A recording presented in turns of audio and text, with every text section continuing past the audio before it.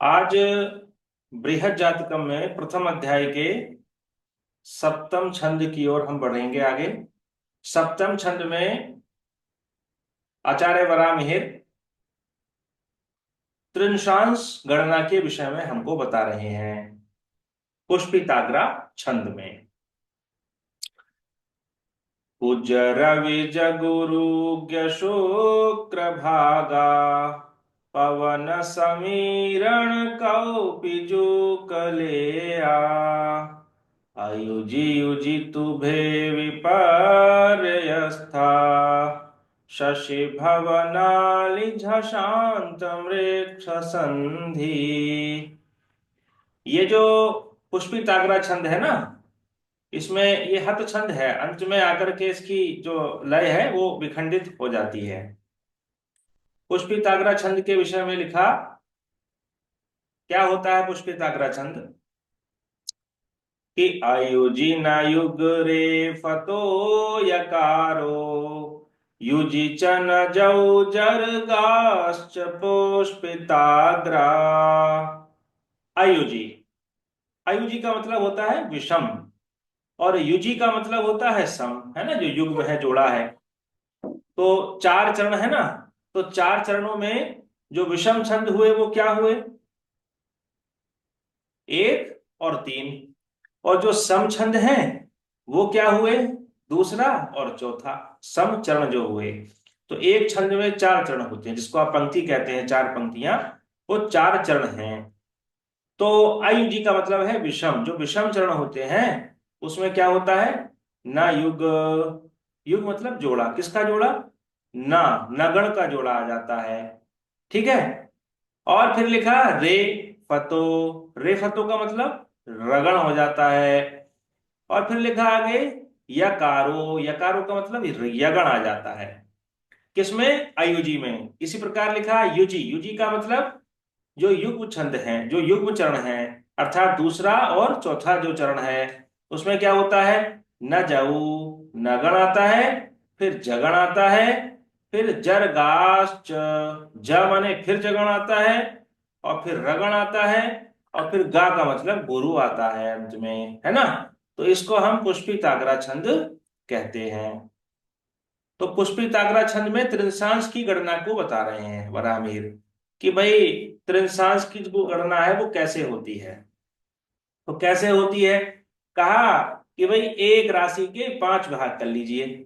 कैसे करिए, कुज, रविज, गुरु, ज्ञ और शुक्र, ये भाग करेंगे आप। तो प्रथम भाग जो होगा वो कितने अंशों का होगा, पवन। पवन का मतलब यहां पर वायु से है। वायु कितनी है, वायु का मतलब यहां पर पंच प्राणों से है, क्योंकि प्राण भी वायु ही, वायु के स्वरूप ही है वो भी। कौन से प्राण है, पंच प्राण, प्राण है, अपान है, व्यान है, समान है, उदान है, ये जो है।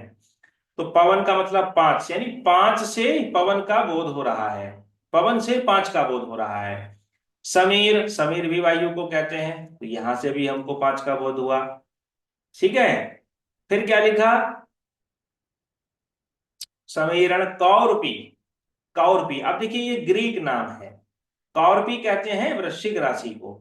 उस समय की परंपरा के अनुसार क्या किया था, वराहमिहिर ने इन ग्रीक नामों को देख करके कुछ आचार्यों ने जो है वो ये आरोप लगाया कि जो अ, वराहमिहिर हैं उन्होंने जो ज्ञान लिया है, ये ज्योतिष का, ये यूनानियों से लिया है, ग्रीक लोगों से लिया है। लेकिन ऐसा है नहीं। अब देखिए व्यवहार में हम लोग बहुत सारे शब्दों का प्रयोग करते हैं। जैसे हम लोग टिकट बोलते हैं, है ना, ट्रेन बोलते हैं। तो इसका मतलब ये थोड़ी है कि हम हमको जो ज्ञान दिया वो विदेशियों ने दिया। भाई हम बहुत सारी भाषाओं के शब्द बोलते हैं, यही कार्य वराहमिहिर ने किया। तो वराहमिहिर के ऊपर ये जो आरोप लगाना कुछ आचार्यों ने लगाया कि भाई जो है ये ज्ञान ऐसे, तो ये सब गलत है, ऐसा कुछ है नहीं इसमें। बल्कि उन्होंने क्या किया, आपको परिचित करा दिया उन्होंने कि या ग्रीक में भी इन नामों से ज्योतिष का कार्य चल रहा था एक तरह से। तो ये ग्रीक नाम है, अगले छंद में हम पढ़ेंगे राशियों के ग्रीक नामों के विषय में भी। तो कौरवी जो शब्द है ये वृश्चिक राशि का ही अपर नाम है। तो कॉर्पी से ही शब्द बना स्कॉर्पियो। अंग्रेजी में जो आप वृश्चिक राशि को स्कॉर्पियो बोलते हो, वो इसी कॉर्पियो से निष्पन्न हुआ। जूक, जूक कहते हैं तुला को, ये भी ग्रीक नाम है। इसी प्रकार लेया, ले कहते हैं सिंह राशि। ले शब्द से ही लियो शब्द की उत्पत्ति हुई है। अंग्रेजी में हम लोग सिंह राशि को लियो कहते हैं, है ना। तो भाई ये 5 भाग उन्होंने बता दिए। वो 5 भाग कैसे कैसे होंगे? वो 5 भाग ऐसे होंगे कि एक भाग पवन अंशों का होगा, यानी कि 5 अंशों का होगा। दूसरा भाग भी 5 अंशों का होगा, समीर। कॉर्पी का मतलब 8वीं राशि है वृश्चिक, तो तीसरा भाग 8 अंशों का होगा। फिर चौथा भाग जूक, जूक कहते हैं तुला राशि को, तुला 7वें क्रमांक की राशि है, तो चौथा भाग जो होगा वो 7 अंशों का होगा। और लेया, लेया का मतलब सिंह राशि। ठीक है, तो अंतिम जो भाग होगा वो सिंह राशि का होगा। मतलब लेकिन ये जो व्यवस्था होगी ये सम और विषम राशियों के हिसाब से अलग अलग होगी। तो उसके बारे में लिखा आगे कि आयुजी युजी तुभे विपर्ययस्था शशि भवनाली झशांत मृक्ष संधि। आयुजी का मतलब आयुग्म राशियां जो है, जो विषम राशियां हैं, उनमें तो यही क्रम रहेगा। ठीक है। और युजी में क्या होगा? जो सम राशियां हैं, सम राशियां कौन सी हैं भाई? वृषभ है, कर्क है, कन्या है, वृश्चिक है, मकर है और मीन है, ये सम राशियां हैं। और मेष, मिथुन, यानी 1 3 5 7 9 11, इस क्रमांक की जो राशियां हैं वो आयुजी राशियां हैं, वो विषम राशियां हैं। ठीक है। और फिर अंत में लिखा शशि भवनाली झशांत वृक्ष संधि। इसको हम बाद में समझेंगे अभी इस पंक्ति को। पहले हम आयुजी और युजी के क्रम से, सम और विषम के क्रम से हम समझ लेते हैं। तो ये आपको सब समझ में आ गए होंगे सभी को कि पवन से मतलब 5 का बोध हो रहा है, समीर से भी 5 का हो रहा है, कॉर्पी से 8 का, ये लिखा हुआ भी है आपके सामने। अब बनाते कैसे हैं? अब देखिएगा, यहां से इस चार्ट से आपको समझने में और आसानी हो जाएगी। अब त्रिंशांश शब्द से जो है ऐसा लग रहा है हमको जैसे भाई नववांश में हमने क्या किया, 9वां हिस्सा कर लिया एक राशि का, 30 अंश को 9 से भाग कर दिया, तो भाई तो 3 अंश 20 कला का एक नवांश आ गया। इसी तरह से हमने पीछे वरामिहिर ने हमको बताया कि भाई इसी तरह से द्वादशांश निकालिए। द्वादश कहते हैं 12वां हिस्सा, 12 से डिवाइड कर दीजिए आप 30 अंश को, तो एक भाग कितना मिला? 2.5 अंश का मिला। अब यहां पर एक संदेह हो रहा है व्यास जी कि जब त्रिंशांश है तो इसी प्रकार वे 30 हिस्से कर लेते बराबर बराबर, एक हिस्सा एक अंश का हो जाता, है ना। बराबर। संदेह उठाया था बहुत आचार्यों ने। ये संदेह ये उठाया था कि भाई वराहमिहिर ने क्या किया, जो ग्रीक की व्यवस्था थी, यूनानी जो व्यवस्था थी ज्योतिष में, उसके अनुसार इन्होंने ये त्रिंशांश को ले लिया। पंचमांश का एक तरह से ऐसा लग रहा है क्योंकि 5 भाग किए हैं, तो ये पंचमांश की भांति हमको प्रतीत हो रहा है। लेकिन अगर पंचमांश कहेंगे तो पंचमांश के हिसाब से तो हर भाग समान होना चाहिए। 5वां हिस्सा निकालेंगे अगर हम, तो क्या करेंगे, एक हिस्सा कितने अंशों का आएगा? 6 अंशों का आएगा। भाई एक राशि 30 अंशों की होती है, तो 5 से आप जब भाग करेंगे तो एक भाग 6 अंश का हुआ। अगर हम उसको पंचमांश कहते हैं तो भी ये गलत होता है, उनका तर्क वो सही नहीं बैठता। और दूसरी बात यह है कि प्राचीन आचार्यों के मत का ही अनुकरण कर रहे हैं वराहमिहिर भी। यानी पाराशर को अगर आप पढ़ते हैं तो वहां पर भी त्रिंशांश की जो गणना की गई है वो इसी प्रकार की गई है। उसके बाद सारावली में है, आज जो बाकी ग्रंथ हैं ज्योतिष के, उन सभी में भी अब तक सभी आचार्यों ने त्रिंशांश की गणना को ऐसे ही किया है। तो लगता हमको ऐसे है कि मानो त्रिंशांश का मतलब 30वां हिस्सा, यानी कि एक अंश का एक भाग। लेकिन क्या है यहाँ पर कि 30 अंश को कैसे हम विभाजित करें त्रिंशांश निकल के आ जाए, वो वराहमिहिर बता रहे हैं कि आप 30 अंश को 5 भागों में विभाजित करिए। कैसे करिए कि अगर विषम राशियां हैं जैसे मेष, मिथुन, सिंह, तुला, धनु और कुंभ, तो उसमें प्रथम 5 अंश कौन होंगे? कुज, कुज का मतलब मंगल, मंगल उसके अधिपति होंगे। ठीक है। दूसरा जो त्रिंशांश होगा कितने अंशों का? समीर अंशों का जो होगा, है ना। समीर का मतलब 5 ही है, 5 से बोध हो रहा है उसका भी, तो वो क्या होगा? रविज, रविज कहते हैं रवि से जो जन्मे हैं, रवि के जो पुत्र है अर्थात शनि है। कुज, रविज, गुरु। फिर तीसरा जो भाग किया वो गुरु का हुआ। ठीक है। पवन समीरण कौरपी, कौरपी का मतलब स्कॉर्पियो, वृश्चिक राशि, वृश्चिक राशि का क्रमांक 8 है, तो तीसरा जो भाग हुआ वो 8 अंशों का हुआ, गुरु का हुआ। चतुर्थ भाग बुध का हो गया 7 अंशों का, और पांचवा भाग जो है वो 5 अंशों का शुक्र का हो गया। यानी एक राशि के हमने 5 भाग ऐसे कर लिए। अब क्या, जैसे मान लीजिए कोई ग्रह मेष राशि के 4 अंश का करके बैठा है, ये अब म्यूट कर लीजिए अपने, नहीं तो मैं म्यूट कर दूंगा। तो जैसे मान लीजिए कोई ग्रह मेष राशि में 4 अंश का है, तो हम कहेंगे क्योंकि वो प्रथम 5 अंशों के अंतर्गत है, इसलिए वो क्या है, कुज के, मंगल के, उसके अधिपति मंगल हो गए हैं। अब मान लीजिए वो 6 अंश से 10 अंश के बीच में बैठा है कोई ग्रह इन विषम राशियों में, तब हम क्या कहेंगे, वो दूसरे तृतीयांश में है, जिसके अधिपति कौन है, शनि है। इसी तरह से तीसरे तृतीयांश में है तो गुरु के उसमें जाएंगे वो, और चतुर्थ तृतीयांश में है तो बुध के जाएंगे, पंचम तृतीयांश में है तो शुक्र के उसमें राशि में जाएंगे। कैसे जाएंगे, अगर विषम राशियों में है तो वो कुज की विषम राशि में जाएगा। मंगल की विषम राशि क्या है, मेष। दूसरे तृतीयांश में है तो वो शनि की विषम राशि में जाएगा। शनि की विषम राशि कौन सी है, 2 राशियां हैं, कुंभ और मकर, तो वो कुंभ में जाएगा। इसी प्रकार कोई ग्रह विषम राशियों में तीसरे तृतीयांश में है तो वो क्या होगा, उसका तृतीयांश का अधिपति गुरु होंगे, और वो ग्रह गुरु की विषम राशि यानी धनु में बैठेगा तृतीयांश कुंडली में जाकर के। इसी तरह से चतुर्थ तृतीयांश में है तो वह मिथुन में जाएगा, और पंचम तृतीयांश में है तो वो तुला में जाएगा। अब इसका विपरीत कर लीजिए आप, विपरीत कर लीजिए, इसका उल्टा कर लीजिए। क्या, कि अगर वो सम राशियों में ग्रह स्थित है, प्रथम 5 अंशों में है, तब उस वह किस राशि में जाएगा, वह वृषभ राशि में जाएगा। ठीक है, और उसके अधिपति कौन होंगे, शुक्र होंगे।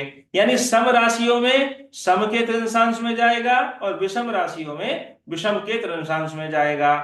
तब देखिए, जब आपने उल्टा किया अंश यही रहेंगे, जैसे मंगल के वहां पर भी 5 अंश हैं, यहाँ पर भी मंगल के 5 अंश हैं, वहां भी शनि के जो है वो 5 अंश है, यहाँ भी शनि के 5 अंश है।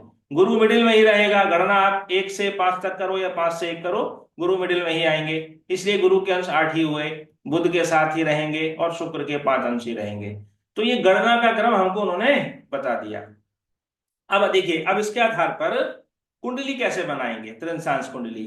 त्रिंशांश कुंडली क्यों बनाते हैं, त्रिंशांश कुंडली इसलिए बनाई जाती है क्योंकि इससे अरिष्ट का विचार किया जाता है, जीवन में आने वाली जो दुर्घटनाएं हैं उनका विचार किया जाता है।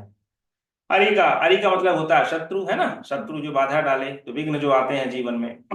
तो अब देखिए क्या करना है इसमें, जैसे यहां पर लग्न है, आपको दिख रहा होगा लग्न 7 राशि की है, 7 राशि पार हो चुकी है, यानी वृश्चिक राशि की लग्न है और 20 अंश की है। तो बताइए, अब 20 अंश की लग्न हो गई है तो वह कौन से तृतीयांश में जाएगी, यहां से देखिए वृश्चिक राशि की लगन है, तो वृश्चिक राशि कैसी राशि है, पहले तो ये विचार करिए, सम है कि विषम है। अब आप अपने को म्यूट कर सकते हैं, है ना, सम राशि। सम। तो अब 20 अंश पर है, तो 20 अंश का मतलब कैसे गणना करें, प्रथम 5 अंश शुक्र के निकल गए, फिर 7 अंश बुध के निकल गए, 7 और 5 12 हो गए, 12 और 8 20 गुरु के भी निकल गए, यानी अब वो किसके तृतीयांश में गया, चौथे भाग में गया, शनि के। यानी शनि के शनि के तृतीयांश में गया। तो चूंकि वो सम राशि में है, वृश्चिक राशि है हमारी लग्न, इसलिए शनि की सम लग्न कौन सी हो गई, मकर, है ना। तो तृतीयांश लग्न को हमने मकर लिख दिया यहाँ पर। बताइए ये विषय आपको स्पष्ट हुआ कि नहीं, शनि में जी गए सर, हो गए। ठीक है। अब सूर्य को फिट करिए इसमें। सूर्य देखिए 4 राशि यानी कि सिंह राशि में, और 25 अंश 22 कला और 20 विकला पर है। हाँ, विषम राशि में 25 अंश है। बताइए विषम राशि में 25 अंश कहाँ जा रहे हैं, बुध में जा, हम्म, शुक्र में। बुध में 25 अंश, 25 अंश किस में जाएंगे, तो 25 से बुध ज्यादा में, हो गया ना, 25 से ज्यादा 25 है खत्म ना, होगा, 25 शुक्र में। 22 कला है, शुक्र में ज्यादा है तो शुक्र में। तो ये शुक्र में गया। अब शुक्र में भी देखिए, क्योंकि सूर्य बैठे हैं विषम राशि में, तो त्रिंशांश कुंडली में भी ये विषम राशि में ही जाएंगे शुक्र की। तो शुक्र की विषम राशि कौन सी है, सात, तुला। तुला। तो देखिए शुक्र यहाँ पर सूर्य यहाँ पर तुला राशि में बैठे हैं, ठीक है। चंद्रमा, चंद्रमा को देखिए, चंद्रमा यहाँ पर 7 राशि पार है, यानी कि वृश्चिक राशि में है, सम राशि में है, और वृश्चिक राशि में 16 अंश 11 कला पर है। तो 16 अंश 11 कला को यहाँ देखिए, सम राशि में देखिए, बृहस्पति में जाए। गुरु के बृहस्पति। दृढ़ में जाएंगे। बृहस्पति की राशि है। हाँ, तो गुरु की सम राशि कौन सी है? मीन। धनु है या मीन? मीन। मीन। मीन है। तो देखिए, चंद्रमा मीन राशि, मीन के तृणांश, गुरु के तृणांश में बैठे हैं, ऐसा कहेंगे हम। ठीक है। ऐसे ही भौम को देखिए, मंगल। मंगल कहाँ बैठे हैं? हाँ, कौन बताएंगे इसके बारे में अब? सोम राशि में है गुरु जी मंगल, कर्क राशि में। बोलिए बोलिए।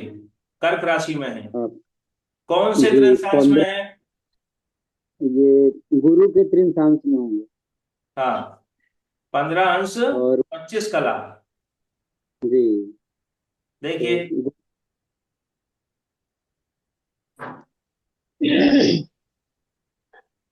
मंगल 15 अंश 25 कला कर्क राशि में है, सम राशि में।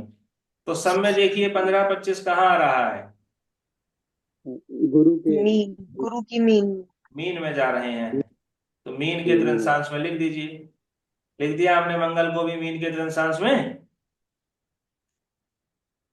ठीक है। आज आज ब्याज जी नहीं है क्या? आवाज नहीं आ रही होगी।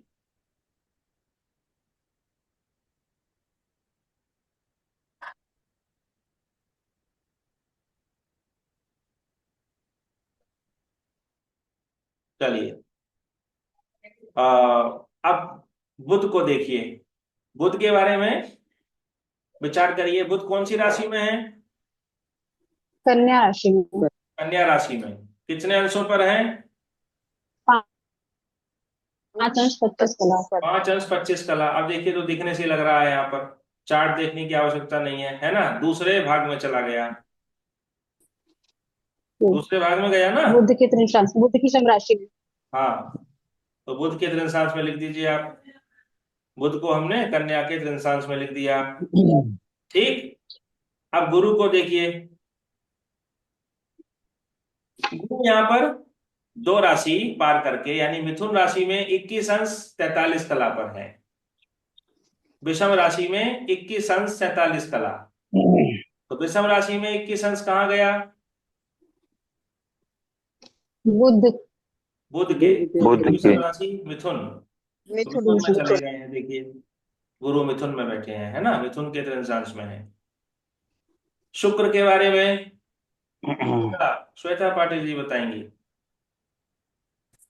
जी सर, शुक्र आए हैं लीब्रा में शनि। 14 सर, वो दूसरी हम्म दूसरी स्लाइड देखनी पड़ेगी अभी। चलिए देखिए। तो वो विषम राशि में अ, कितना का मैं भूल गई, कितना था, कितना अंश? बुध में आएंगे ना? कन्या नहीं। शुक्र तुला राशि में 6 अंश 49 कला पर है। जी, तो वो तुला राशि विषम है कि सम? विषम विषम है। हाँ, तो विषम में बताइए। और कुंभ शनि। हाँ, शनि के तृणांश में, कुंभ में। ठीक है, शुक्र जी कुंभ के तृणांश में बैठे हैं। अब आते हैं शनि के ऊपर। शिव कुमार मिश्रा जी बोलेंगे।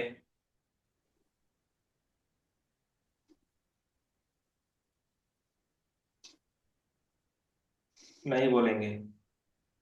और कोई बोले?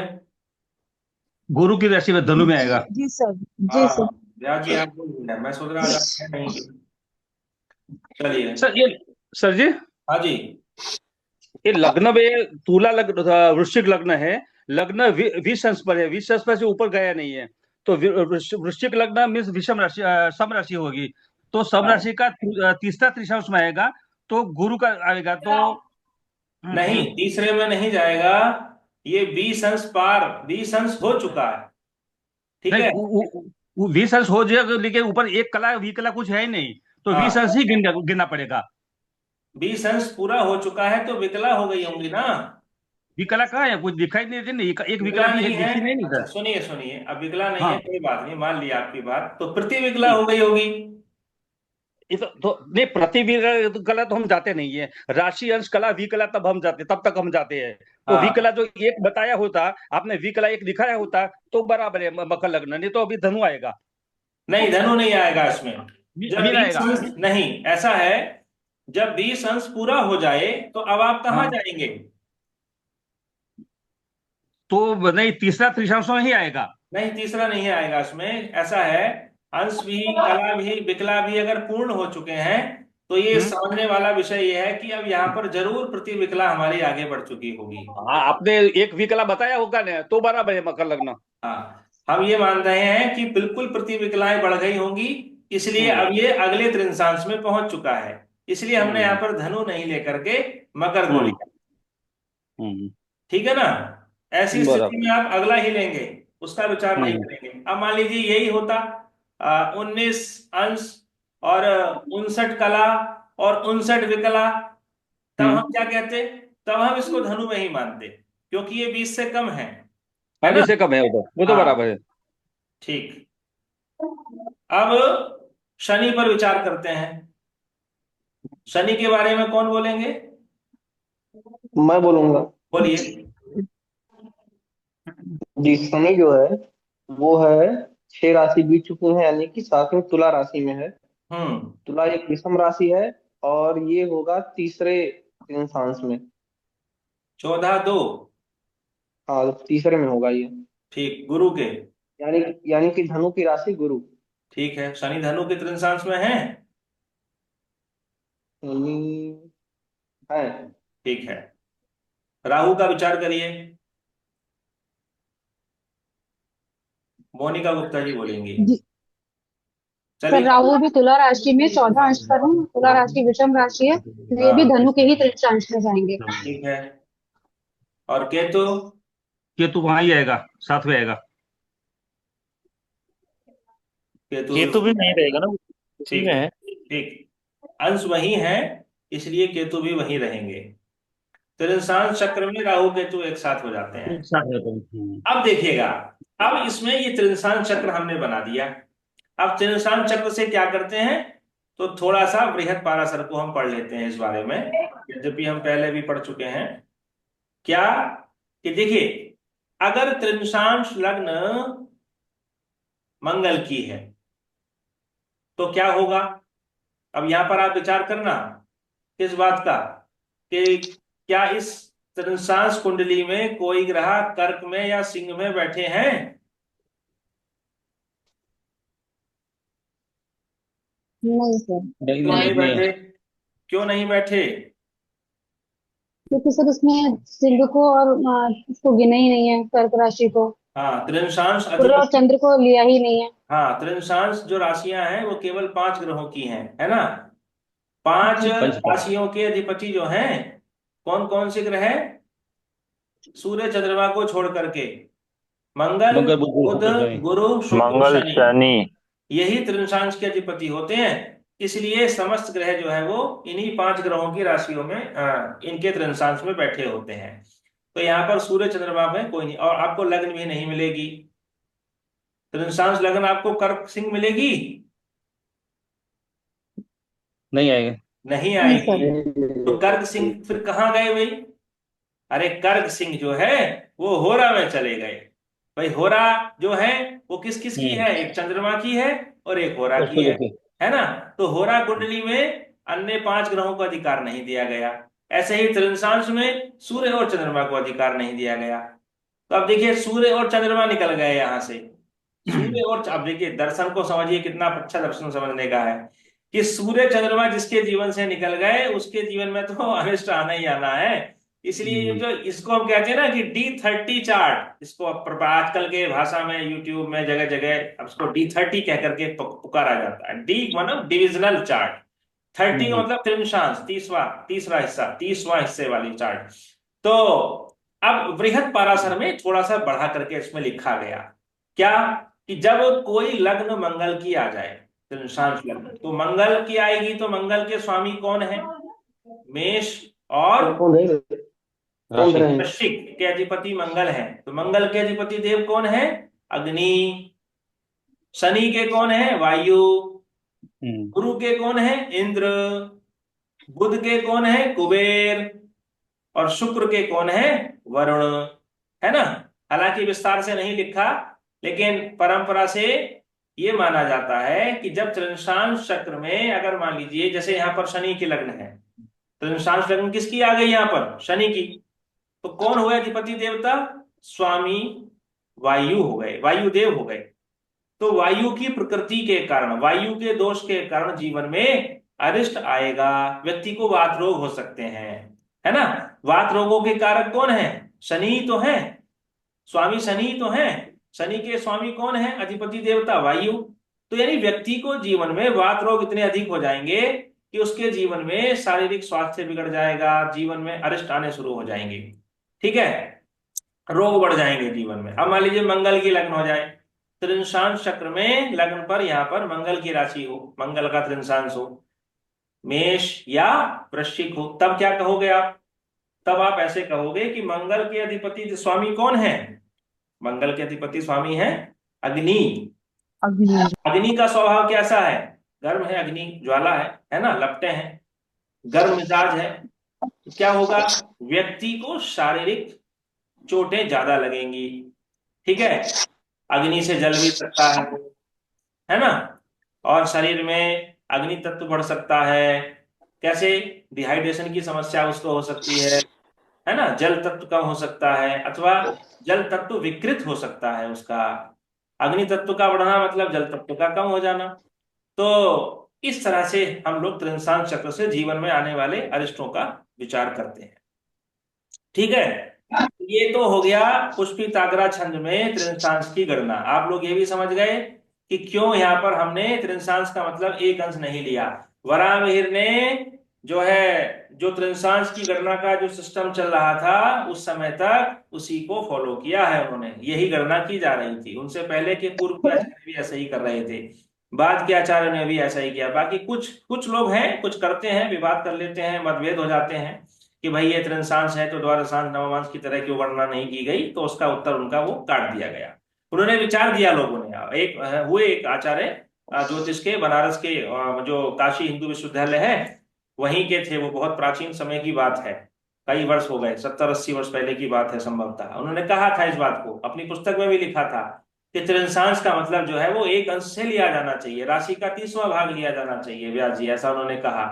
लेकिन उनकी बात को जो है वो समाज में नहीं माना गया, ज्योतिष के आचार्यों ने उनकी इस बात को मान्यता नहीं दी, है ना। यद्यपि उनका तर्क सही था कि एक, सही है ना, तर्क सही है, उनका तर्क सही था। लेकिन चूंकि पूर्व के आचार्यों ने जब उस बात को एक्सेप्ट नहीं किया, तो भाई ये तो एक कुछ चीजें आर्ष परंपरा से होती है ना, कि भाई मेष राशि के अधिपति मंगल क्यों है? मैं तो नहीं मानता मंगल, मैं तो मेष राशि के अधिपति शुक्र को मानता हूं।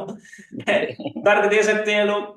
तो यद्यपि शुद्धम लोक विरुद्धम नाचरणीयम ना करणीयम, एक कहावत है ना, यद्यपि आपकी बात सही हो, शुद्ध हो, लेकिन अगर वो समाज के विरुद्ध है तो उसका आचरण हमको नहीं करना चाहिए, है ना। जबरदस्ती फटे में टांग नहीं लगानी चाहिए।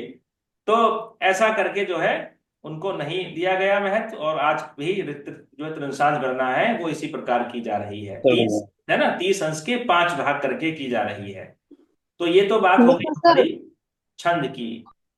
अब हम क्या करते हैं, अंतिम पंक्ति को और समझ लेते हैं। अंतिम चरण हमारा और रह गया है, और ये बड़ा विशेष चरण है। प्रश्न आपके मैं बाद में लूंगा, आप सब लोगों के, चिंता मत करिए। तो क्या लिखा अंत में कि शशि भवनालि झशांतम ऋक्ष संधि। ऋक्ष माने नक्षत्रों की संधि होती है, कहां पर होती है? शशि भवन। शशि भवन कौन है? शशि का भवन, चंद्रमा का भवन कौन है? देखिए, हाँ, मुझे एक बात याद आ रही शशि भवन से, कि यद्यपि शुद्धम लोक विरुद्धम नाचरणीयम आचरणीयम। जैसे एक शब्द है संस्कृत का शशांक, शशांक मतलब चंद्रमा, है ना, और शशांक से शब्द बना, व्याकरण में ही बना दिया गया शशि। शशि भी चंद्रमा को ही कहते हैं। ऐसे ही एक शब्द है मृगांक, संस्कृत में मृगांक माने भी चंद्रमा होता है, लेकिन मृगांक से मृगी भी तो बन सकता है। जब शशांक से शशि बन रहा है तो मृगांक से मृगी भी बन सकता है। लेकिन मृगी शब्द को जो है किसी भी कोश ग्रंथ में स्वीकार नहीं किया गया कि मृगी माने चंद्रमा होता है। मृगी शब्द का बोध किससे लिया जाता है? मृगी मतलब हिरनी, है ना? तो इसलिए आपको जो है नहीं मिलेगा ये।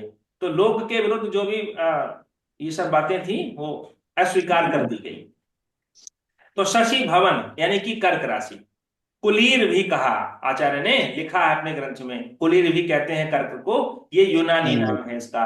और अली, अली नाम क्या है? वृश्चिक को कहा गया, वृश्चिक राशि। अली वृश्चिक का भी नाम है, यूनानी नाम है ये सब। और झष जो है, झष कहते मीन। हैं मीन, मीन। मीन। मीन के अंत में, किसके अंत में? कर्क, ये तीनों के अंदर वृश्चिक वृश्चिक। और मीन के अंत में ऋक्ष संधि, नक्षत्रों की संधि होती है। आइए दिखाता हूं कैसे होती है। संधि का मतलब क्या होता है? संधि का मतलब होता है जोड़, जोड़ा। संधि स्थल। जैसे आपके शरीर में संधि स्थल है ना, ये कोहनी संधि स्थल है, यहाँ पर दो हड्डियां मिल रही हैं आपस में। ऐसे ही अब देखिए, आप जब आप कर्क राशि की बात करते हो तो कर्क राशि में कौन कौन से नक्षत्र आते हैं? जैसे वृश्चिक राशि है तो वृश्चिक राशि में कौन है? ज्येष्ठा और मूल है। यहां ध्यान से देखिए, ज्येष्ठा और मूल, यहां पर दो नक्षत्र मिल रहे हैं और यहां पर एक राशियों का भी मिलन हो रहा है। ठीक है, ज्येष्ठा और मूल में। उधर जाएंगे आप तो देखिए अश्विनी और रेवती, अश्विनी और रेवती के बीच में यहां संधि हो रही है दो नक्षत्रों की। यहां पर देखेंगे तो मीन राशि का अंत हो रहा है और मेष राशि का प्रारंभ हो रहा है ना? ऐसे ही वहां पर ज्येष्ठा और मूल नक्षत्र में देखेंगे तो क्या हो रहा है? वहां वृश्चिक राशि का अंत हो रहा है। और कौन सी राशि प्रारंभ हो रही है? धनु धनु। राशि प्रारंभ हो रही है। उधर आ जाइए, कर्क और सिंह के संधि स्थल श्लेषा। पर आश्लेषा और मघा है, यानी मघा की हाँ। शुरुआत हो रही है, आश्लेषा नक्षत्र का अंत हो रहा है। तो ऐसे नक्षत्रों को हम क्या कहते हैं? गंडांत नक्षत्र कहते हैं। गंड माने संधि, ये संधि के नक्षत्र हैं।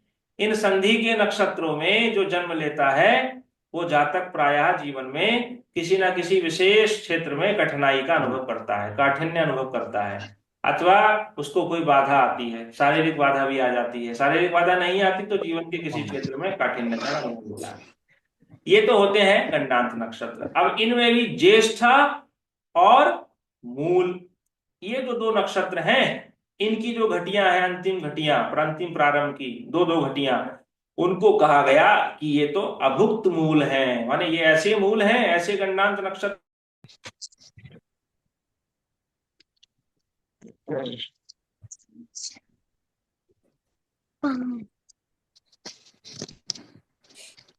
चले चले जा।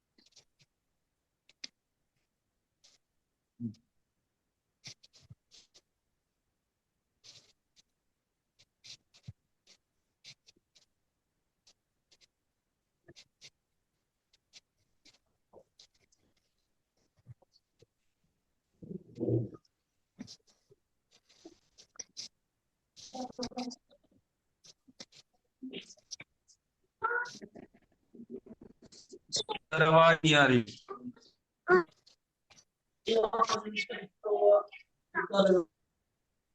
अब आ रही है आवाज? हाँ ओहो, जी अब आई। आपने पहले बताया क्यों नहीं? इतनी देर से मैं हाथ पैर हिलाता चला जा रहा हूँ अपना। बोल देना चाहिए था। तो बताया था, शायद आपको भी बोले थे आवाज क्यों नहीं नहीं आ थी? बोले आवाज नहीं आ रही। तो मैंने कहा कि अंतिम जो पंक्ति है वो ऋक्ष संधि कहा उन्होंने, है ना? क्या कहा उन्होंने? कि ऋक्ष, ऋक्ष मतलब नक्षत्रों की संधि। तो संधि स्थल कई प्रकार के होते हैं। जैसे ज्येष्ठा मूल है, ज्येष्ठा और मूल, ये सुनाई दिया था विषय आपको कि नहीं? ज्येष्ठा के अंत की एक घटी और मूल के प्रारंभ की दो घटियां जो होती हैं, इनको अभुक्त मूल कहा जाता है। ये बड़े खतरनाक संधि स्थल होते हैं। इन अभुक्त मूल में जो जातक पैदा होता है उसको कहा गया जातकम तत्र विवर्जियेत, को जातक को त्याग देना चाहिए, छोड़ देना चाहिए, उसका दर्शन नहीं करना चाहिए। और 6 माह तक, ये प्राचीन परंपरा रही हमारे यहाँ, कि ऐसे अभुक्त मूल नक्षत्रों में जिसका जन्म हो जाता था, माता पिता उसका दर्शन नहीं करते थे। इसी तरह से नक्षत्र गंडांत के बाद तिथि गंडांत होते हैं। जो पूर्णिमा तिथि है ना, और प्रतिपदा तिथि प्रारंभ हो रही हो और पूर्णिमा समाप्त हो रही हो, वहां पर भी लिखा गया उसमें क्या, कि जो है घटी कई का, एक एक घटी को जो है, जैसे पूर्णिमा तिथि समाप्त होने वाली है, एक घटी बची है, और प्रतिपदा शुरू होने वाली है, उसकी भी एक घटी है। तो उस एक घटी के दौरान जिसका जन्म हो रहा है जातक का, वो तिथि गंडांत कहा जाता है। कहा कि जो नंदा तिथियां हैं, नंदा तिथि कौन सी है? प्रतिपदा, षष्ठी और एकादशी। और इसी तरह से पूर्णा तिथियां होती हैं, पंचमी, दशमी और पूर्णिमा अमावस्या, पूर्णा तिथि कहते हैं। नंदा, भद्रा, जया, रिक्ता, पूर्णा, ये तिथियों के विभेद हैं। तो पूर्णिमा तिथि समाप्त हो रही है, उधर प्रतिपदा आरंभ हो रही है, तो तिथि गंडांत है। पंचमी समाप्त हो रही है, षष्ठी आरंभ होने वाली है, ये तिथि गंडांत है। और पंचमी के अलावा और क्या बचा? दशमी समाप्त हो रही है और एकादशी प्रारंभ होने वाली है, तो ये तिथि गंडांत होते हैं। ऐसे ही लग्न गंडांत होते हैं। कर्क, वृश्चिक, मीन, ये संधि स्थल नक्षत्रों के हैं। तो यहाँ पर भी ये लग्न समाप्त हो रही हो, अगली लग्न शुरू हो रही हो, तो इनको लग्न गंडांत कहा गया। तो ऐसे गंडांतों में जो जातक जन्म लेते हैं उनमें दोष होता है, उनके शांति निवारण हमको करना चाहिए। बृहद पाराशर होरा शास्त्र में इसके ऊपर पूरा एक अध्याय है, लिखा है उन्होंने कि किस प्रकार शांति करें। जब वो नक्षत्र पुनः आए जातक के जन्म लेने के बाद, तब उसका शांति विधान किया जाता है। जिस नक्षत्र के जिस चरण में जन्म हुआ है, उसी वो चरण जब जिस समय आएगा दोबारा से, तब उसी समय उसका शांति विधान किया जाएगा। ठीक है, चाहे वो रात के 12 बजे ही क्यों ना आ जाए, वो चरण जिस समय आ गया उसी समय हम शांति करेंगे उसकी। तारा, नक्षत्र तो रात्रि में दर्शन होते हैं नक्षत्रों के, तो रात्रि में भी पूजा करने का विधान है उनका।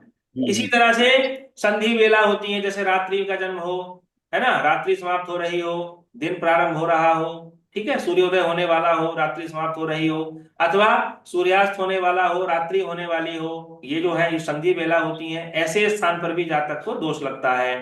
इसमें कहा गया कि दिन दिन जो है समाप्त हो रहा हो, रात्रि आरंभ हो रही हो, तो पिता को दोष लगता है, इसका विपरीत हो तो माता को दोष लगता है। तो ये ऋक्ष संधि के ऊपर केवल उन्होंने संकेत कर दिया, बताने को तो बहुत कुछ है इस विषय के ऊपर, लेकिन उन्होंने कह दिया कि ये ऋक्ष संधि है, नक्षत्रों की संधि है। और संधि स्थल जो होते हैं वो बहुत ही कैसे होते हैं? संवेदनशील होते हैं, जैसे भारत और पाकिस्तान के संधि स्थल है। ठीक है ना, दोनों तरफ से बंदूकों का खतरा है, बम गोलों का खतरा है वहां पर। तो ये विषय मैंने आपको बताया ऋक्ष संधि के विषय में। और कुछ एक विषय और भी है इसके अलावा, जैसे विशाखा नक्षत्र के बारे में कहा गया कि भाई विशाखा नक्षत्र की जो बालिका है वो देवर के लिए कष्टकारी होती है। यद्यपि विशाखा नक्षत्र गंडांत नक्षत्र नहीं है, लेकिन वहां पर देवर के लिए कष्टकारी कहा गया। कोई बालिका ज्येष्ठा नक्षत्र में जन्म ले रही है, अंतिम की, है ना, तो क्या कहा गया कि वो अपने ज्येष्ठ के लिए, अपने जेठ के लिए जो है वो कष्टप्रद हो जाती है, कष्ट देने वाली हो जाती है। तो इस विषय के ऊपर हम आगे चर्चा कर लेंगे, बहुत विस्तार आएगा आगे इसके ऊपर भी। तो फिलहाल हमको इतना समझ लेना है कि ऋक्ष संधि क्या होती है, नक्षत्र संधियों के ही हम ऋक्ष संधि कह रहे हैं यहाँ पर। ठीक है, धन्यवाद आप सब लोगों का। कोई शंका हो आपकी तो आप वो पूछिए। गुरुजी मुझे एक सर, सवाल ये जो आपने गंडांत नक्षत्र बताए हैं, क्या यही होते हैं जो कहते हैं ना कि कुछ बच्चे मूलों में होते हैं, तो यही कहलाए जाते हैं हाँ, मूल? यही है वो। बिल्कुल। इसमें भी ज्येष्ठा और मूल की, ज्येष्ठा की अंतिम घटी और मूल की प्रारंभ की घटियों में जन्म हो रहा है, तो उसको अभुक्त मूल कह रहे हैं। वो तो बहुत ही खतरनाक है, उसकी तो शांति करानी ही करानी चाहिए। सर अच्छा, इन मूलों की शांति का जैसे अगर कोई बच्चा अब हुआ सुनिए, कभी बचपन में नहीं हुई, अब जन्म सुनिए, के समय नहीं हुई बचपन में अगर, नहीं जी हुई तो इसके मतलब मूल जो है वो अंतिम घटियों में नहीं होंगे नक्षत्र, माने संधि स्थल पर नहीं अच्छा होंगे, घटियों में नहीं होगा जन्म। वो ऐसा होगा कि नक्षत्र प्रारंभ हो रहा होगा तब जन्म हो गया होगा, तब वो विशेष कष्टप्रद नहीं होते। अब शांति विधान कराने से कोई लाभ नहीं है, ठीक है। वो बाधा जो जन्म के समय आई होगी सो आई होगी, और उसमें भी विशेष कष्ट नहीं हुआ होगा अगर वो बच्चा इन इन घटियों में अगर जन्म नहीं लिया उसने तो, है ना। अंतिम एक घटी का मतलब समझ रहे हो आप? एक घटी कितनी होती है? 24 मिनट की होती है। मतलब नक्षत्र को खत्म होने में 24 मिनट रह गए हो बस, वो संधि स्थल की बात हो रही है यहाँ पर। खाली ज्येष्ठा की बात नहीं हो जी रही। हालांकि उसका विचार भी किया गया है कि ज्येष्ठा के प्रथम चरण में जन्म हो तो ये फल मिलेगा, द्वितीय चरण में जन्म हो तो ये मिलेगा, ये भी विचार है उसमें। लेकिन जो अंतिम की घटियां हैं, प्रारंभ की घटियां हैं, वो ज्यादा सेंसिटिव होती हैं। नूतन जी कुछ पूछिए।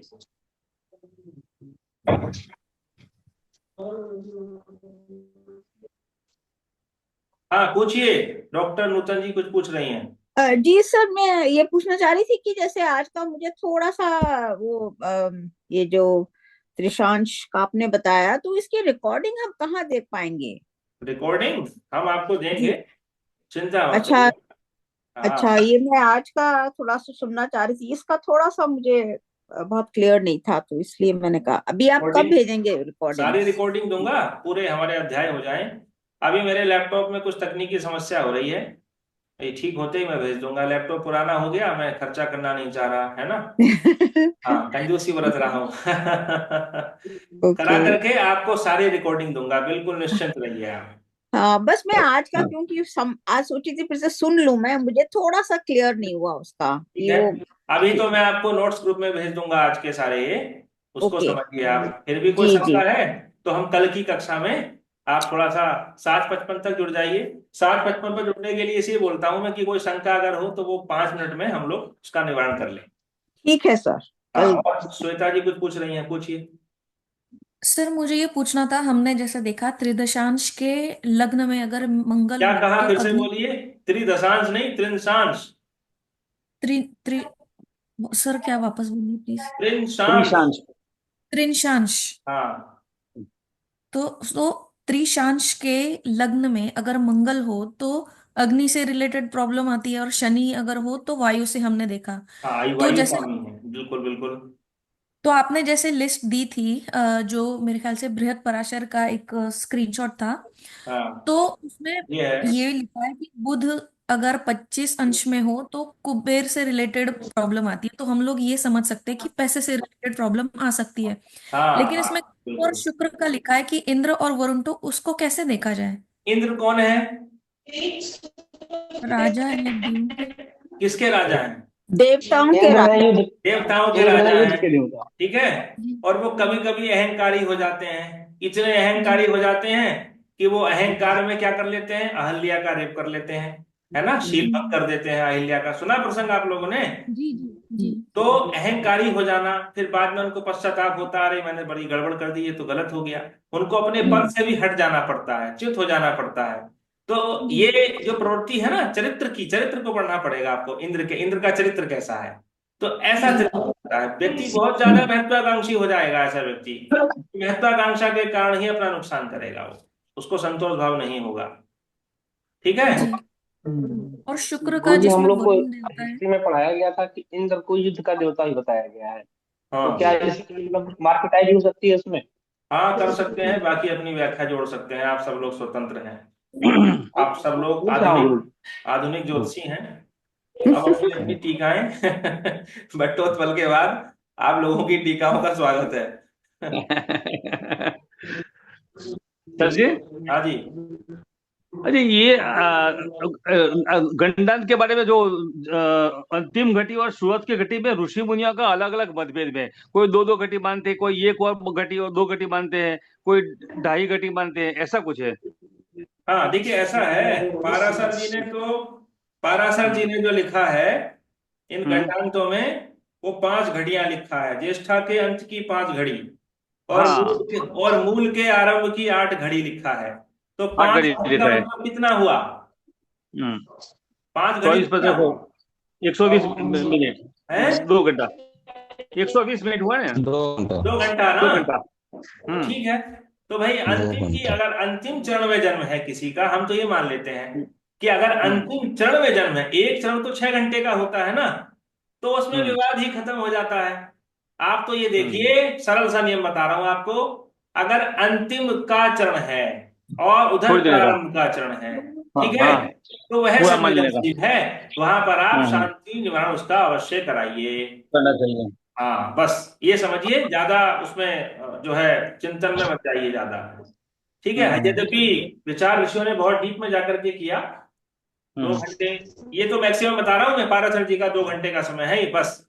बाकी एक एक घंटी तक का विचार करने को कहा गया, बहुत ही ज्यादा ऐसी स्थिति में ही हमको कर लेना चाहिए।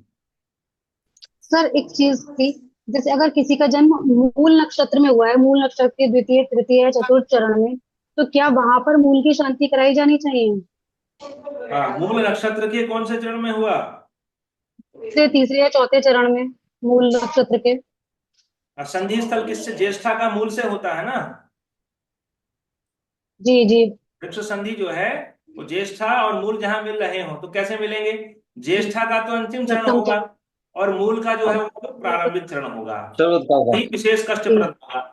तो ऐसी स्थिति में ज्येष्ठा के अंतिम चरण में उत्पन्न हुए जातक की और मूल के प्रारंभ के चरण में, प्रथम चरण में जन्म हुए जातक की शांति करानी चाहिए हमको। अब कुछ लोग ये भी कहते हैं, अब हम 40 साल के हो गए, क्या अब अभी हम मूल शांति कराएं?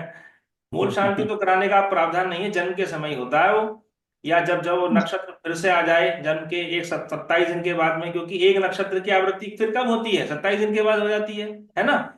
एक नक्षत्र का जो भोग है वो 1 दिन का है और 1 दिन का है।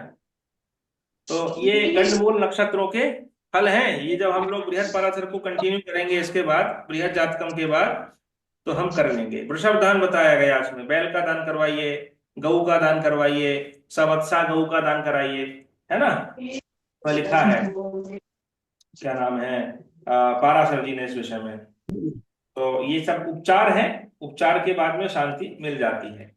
लेकिन जो अभुक्त मूल हैं वो थोड़े विशेष कष्टप्रद होते हैं जीवन में, उनका फल देखने को मिलता ही मिलता है ना। वो विशेष अंतिम की घटिया, वो चंद मिनटों में जिनका जन्म हो रहा हो, वहां पर थोड़ा सा विशेष अलर्ट होकर के जो है हमको बताना चाहिए सामने वाले व्यक्ति को, निर्लोप होकर के, निर्लोभ होकर के, बिना किसी भय चिंता के, स्पष्ट रूप से इतना तो बता ही देना चाहिए, भाई ये नक्षत्र जो है वो विशेष रूप से अनिष्टकारी है, इसमें आप थोड़ा सा नक्षत्रों का हवन भी होता है, नक्षत्रों के मंत्रों से आहुतियां दी जाती हैं और उसके बाद में कुछ दान इत्यादि कराए जाते हैं। चलिए साहब, धन्यवाद आप सभी लोगों